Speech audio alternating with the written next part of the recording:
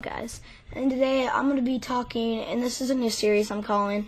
I don't know what exactly I'm going to call it, but I'll find a name for it later. It's basically where I'm talking about creepypastas and that are about games and stuff like that, or just regular creepypastas that are big and that are really creepy to listen to, that you guys might be too scared to read. Okay. This one is called Ben Drowned. I was never really a big Link fan until I played a lot of the other the Link games and Zelda games and all those games. But I've never really played Majora's Mask because I never was really big on it. I used to play the old ones, and that's about it.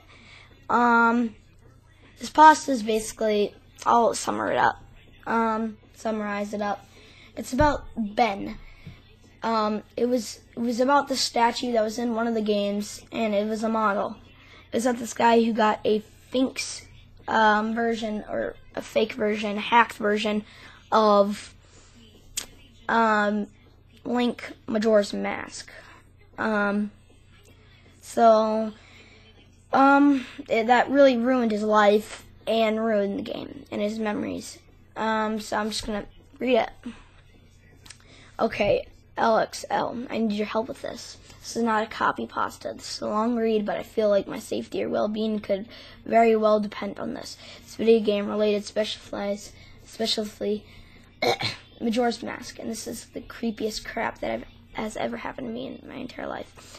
Having said that, I recently moved into my dorm room, starting as a sophomore in college, and a friend of mine gave me his old Nintendo 64 to play.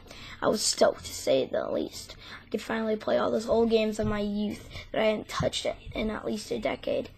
His Nintendo 64 came with one yellow controller and a rather shoddy copy of Super Smash Bros. And while beggars can't be chosen, needless to say that it didn't take long until I became bored of beating up level 9 CPUs. The weekend I decided to drive around my few neighborhoods about 20 minutes or so off campus, heading up to local garage sales, hoping to score on some good deals from ignorant parents. I ended up picking up a copy of Pokemon Stadium, GoldenEye, Heck Yeah, F-Zero, and 2 other controllers for $2. Satisfied, I began to drive out when the last house caught my attention. I still had no idea why it did. There were no cars there, and only one table was set up random junk on it. But something sort of drew me there. Usually struck my gut on these things, so I get a car and was greeted by an old man. His outward appearance was, for lack of a better word, displeasing. It was odd if you asked me to tell you why I thought it was displeasing. I couldn't really pinpoint why. There was just something about him that put me on edge. I can't explain it. All I can tell you is that if it wasn't in the middle of the afternoon and with that shedding distance, I would have not even thought of approaching the man. He flashed a crooked smile at me and asked what I was looking for. And immediately I noticed that he must be blind in one eye of his eyes. His right eye that had glazed over looked about it. I forced myself to look to his left eye instead, trying not to offend, and asked him if he had any old video games. I was already wondering how I could politely excuse myself from the situation when he would tell me that he had no idea what the game was. But to my surprise, he said a few ones in an old box. He assured me he'd be back in a jiffy.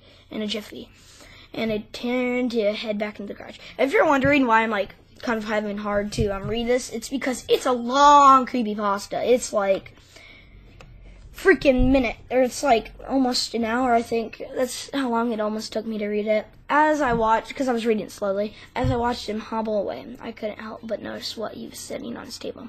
Right across his table were rather peculiar paintings, various artwork that looked like ink blots, as cyclists might show you. Curious, and if you don't know what that is or what I was talking about, it's where what do you see in this picture? And you tell them exactly what you see, and yeah. Curious, I looked through them. It was obvious why no one was visiting one was visiting this guy's garage sale. These were exactly was pleasing. As I came to the last one, for some reason it looked almost like Majora's Mask. Same heart-shaped body with little spikes protruding outward. Initially, I just thought that since I was secretly hoping to find a game at these garage sales, some freaking bull crab was protecting into the ink blots. But given the events that happened afterwards, I'm not so sure why. I should have asked the man about it. I wish I would have asked the man about it. He said that twice. He's like, I should have asked the man about it. I wish I would have asked the man about it. After staring at the Majora-shaped blood, I looked up and the old man was suddenly there again, arm's length in front of me, smiling at me. I jumped out of reflex and laughed furiously as he handed me a Nintendo 64 cartridge. It was standard gray color, except that someone had written Majora on it in black permanent marker. I got a butterfly as I realized what coincidence this was and asked him how much he wanted for it. The old man smiled at me and told that I could have it for free, that it used to belong to a kid who was about my age that didn't live here anymore. There's something weird about the man phrased that. Yeah, that kind of does sound weird, like if the old man killed him, but just keep on reading about that. But I didn't really pay any attention to that. Oh yeah, totally. Buy stuff from the creepy old man. This is basically how it all started with creepy old men giving you games. I was too caught up in only finding the game but getting it for free. Yep, with a good deal like that, you totally won't care anymore about any of it. Okay, where am I? Okay. I reminded myself to a bit skeptical, since this looked a pretty shady cartridge. There's no guarantee it would work. Yeah, with the words Majora written on it, black marker, I totally would buy it. But then the optimist inside me interjected that maybe it was some kind of beta version or pirated version of this game. Yeah, buy a pirated version and totally stay with it. Oh, I can remember a pirated version of the game, and that was all I needed to be back on Cloud 9. I thanked the man, and the man smiled at me and wished me well, saying goodbye then. At least that was how it sounded like to me. All the way in the car ride home, I had a nagging doubt that the man had something else. My fears were combined when I boot up the game. To my surprise, it worked just fine, and there was one save file simply named Ben. Goodbye, Ben. Simply Ben. Goodbye, Ben. He was saying goodbye, Ben. I felt bad for the man. Obviously, grandparent, and obviously, and I, for some reason, reminded him of his grandson, Ben. Curiosity, I looked at the save file, eyeballing it. I could tell he was pretty far in the game. He almost had all the masks and 3/4 remains of the boss. That he used an L statue to save his game. He was on day 3, and by the Stone Tower Temple with hardly an hour left before the moon would crash. I remember thinking that it was a shame that he had come so close to being the game but never finished it. We needed a new file named Link. Out of tradition, started the game, ready to relieve my childhood. No, I wouldn't have played the Ben one either because I never like to play games that are already almost beat. For such a shady looking cartridge, I was impressed at how smoothly it ran. Literally, just like a retail copy of the game, save for a few minor hiccups here and there, like textures being where they shouldn't be, random flashes of cutscenes and old interest, but nothing too bad. However, the only thing that was a little at times, the NPCs would call me Link, and at the other times they would call me Ben. Figured it was just a bug, a fluke in the program, causing our files to get mixed up. And it did kind of creep me out sometimes after a while, and it was around after I'd beaten the Woodfall Temple that I regretfully went to the save files and deleted Ben. And intended to preserve the file out of respect of the game's original owner. It's not like I needed 2 files anyways. Hoping that would solve the problem, it did and didn't.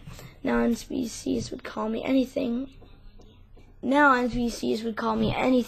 where my name should be in the dialogue. There was just a blank space. My save file was still called blank though. Frustrated and with my homework to do, I put the game down for a day. Good idea. Okay, I started playing the game again last night. Getting the lens of truth and... One sec. Lens of truth. Oh, crap. Okay, getting the lens of truth and working my way towards completing the Snowhead Temple. So now some of you more hardcore Majora Mask players know about the 4th day glitch. For those who don't, you can Google it, but in the gist of it, that the right hand is about to hit 0. The final day, you talk to the astronomer and look through the telescope. If you time it right, the countdown disappears, and you eventually have another day to finish whatever you're doing. Deciding to go to the glitch and try to finish the Snowhead Temple, happened to get it right on the first try, and the time counter at the bottom disappeared. When I pressed B to exit the telescope, and instead of being greeted by the astronomer, found myself in Majora's boss fight room in the end of the game. The trippy box in the area, staring at Skull Kid hovering above me. But there was no sound, just him up floating in the air above me. Background music, which was regular on the area, but still creepy. Immediately my palms began to sweat. This was definitely not normal. Skull Kid never appeared here. I'm just gonna say this, but why, out of all things that happened, that scared you the most was Skull Kid never appeared here? I tried moving around the area. No matter what I went, Skull Kid would always be facing me, looking at me, not saying anything. Nothing would happen, though. I read a lot of these stories, and I just wanted to play all the Link games again and again and again, just like Mario games. And this kept up for around 60 seconds. Thought the game had bugged or something, but I was beginning to doubt that very much. I was about to reach for the reset button when the text appeared on my screen. You're not sure why, but you apparently had a reservation. Huh. I instantly recognized that text. You got the message when you get the room key from Angel at the stock pot inn. But why was it playing here? I refused to entertain the notion that it was almost as if the game was trying to communicate with me. I started navigate the room again. What? I think it would be I started navigating the room again, testing to see if there was some sort of trigger that enabled me to interact with something here. Then I realized how stupid it was to even think that someone could reprogram the game like this was so absurd. It's really not that crazy. I mean, you can get a Game Shark for your games, and that would work. Sure enough, 15 seconds later, another message appeared on the screen. And again, like the first one, it was already a pre-existing phrase, like, go to the lair of the temple's boss? Yes, no. Pause for a second, contemplating what I should press and how the game would react. Realized that I couldn't select no. Taking a deep breath, I pressed yes, and the screen faded to white with the words "Dawn of a New Day" with the subtext.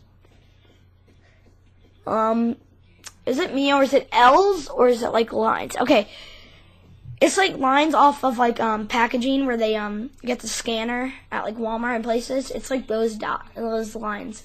Okay, just think of that, like whatever beneath it. Where I was ported filled me with the most intense sense of dread and impending fear I've ever experienced. The only way I can describe the way I felt here is having the feeling of incomparable depression of a prophet scale. I'm normally not a depressed person, but the way I felt here was a feeling that I didn't know ever exist. It was such a twisted, powerful presence that seemed to wash over me.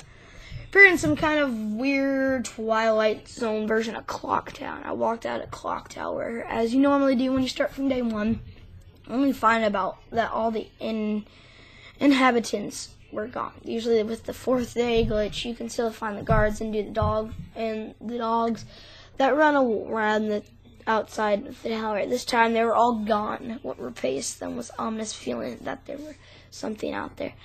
Same area as me, and that it was watching me. I had 4 hearts to my name, and here was Bo. But at this point, I wasn't even considered for when I retire. I felt that I personally was in some kind of danger. Perhaps the most chilling thing was the music. It was the song of healing, ripped straight from the game itself, but played in reversed. The music would get louder, building up, as if you were to expect something to pop out at you, but never did. The constant loop began to play on a mental state. Yeah, I freaking hate that when the music gets like really like it's something's about to happen, and then you're like, oh my god, nothing did happen. Every now and then I would hear into the faint laugh of the happy mask salesman. Oh my god, I freaking hate the happy mask salesman. That creepy mofo. Just quiet enough so that I wasn't sure if I just was hearing things, but just loud enough to keep me determined to find him. I looked in all 4 zones of clock town, only to find nothing. No one textures were missing. West Clock had me walking on the air, and like the entire area felt broken, hopelessly broken, as the reverse song of healing repeated for what must have been in the 50th game time. I remember the middle of the time, and I've never felt so alone in the video game before. Yeah, I hate that feeling when you're so alone in the video game that you're like, oh. But I would like with games, if something is even broken, I don't even play it anymore. I'm just like, I just give it back to the player and I get a refund. As I walked through the ghost town, I don't know whether it was the combination of out-of-place textures and the atmosphere and the haunting melody of once peaceful and soothing song began butchered and distorted.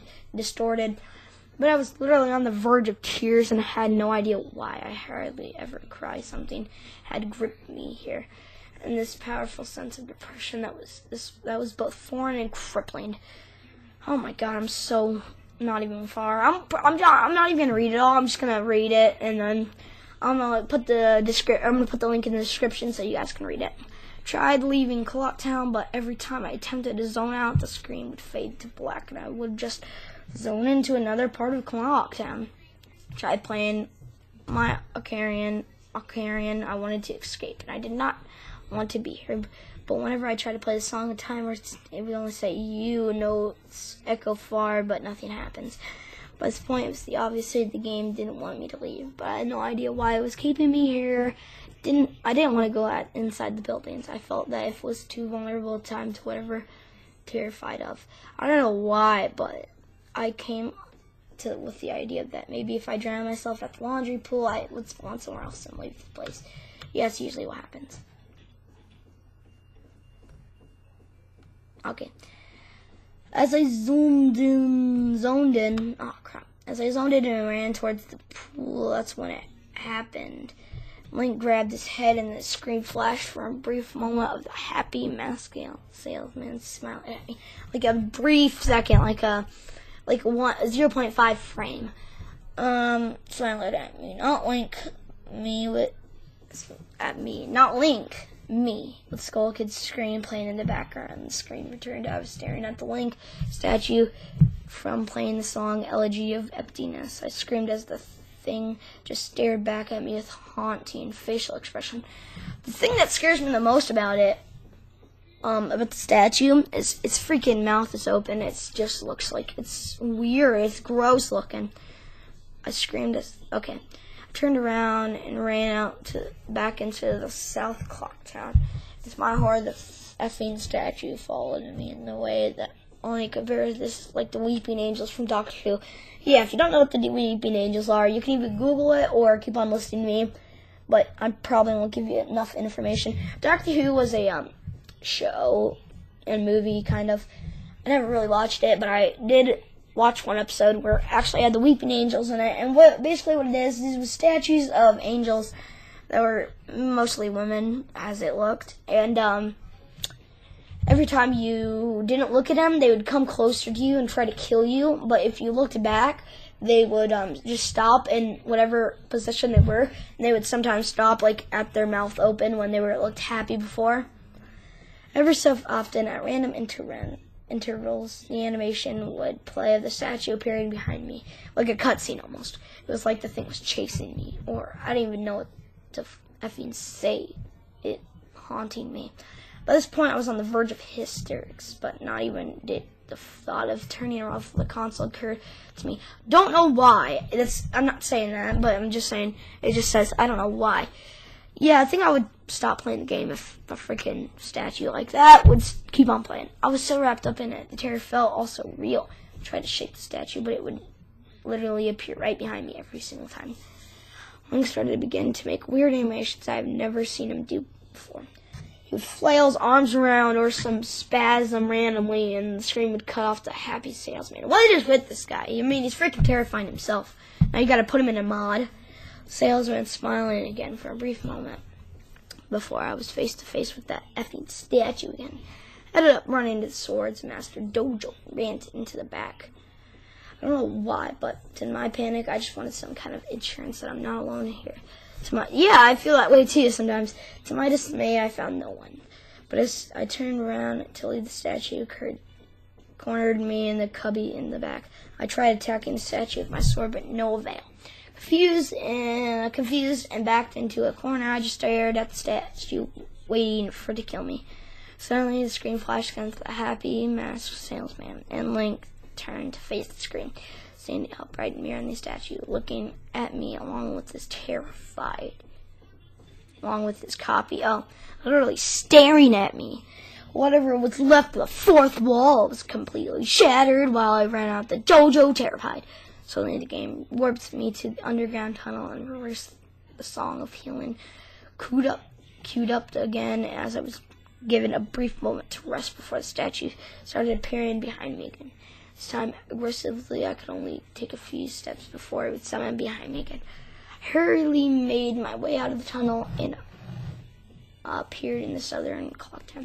As I ran aimlessly in a sheer panic, suddenly a dead scream and the screen faded to black as dawn of a new day, and Ella appeared again.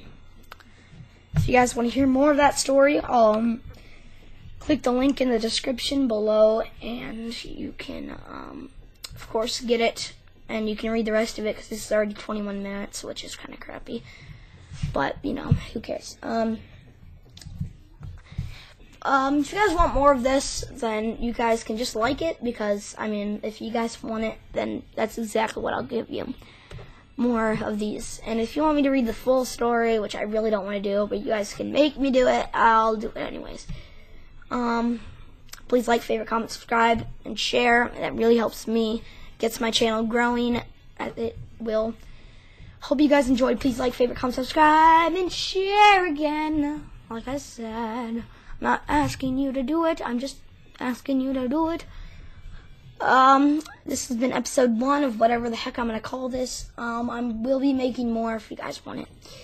I'm not just going to do Ben, I'm just going to do more gaming ones. I'm probably not going to do like Jeff the Killer or anything, because I really don't want to do Jeff the Killer. Freaking terrified the crap out of me. But I hope you guys enjoyed. Bye.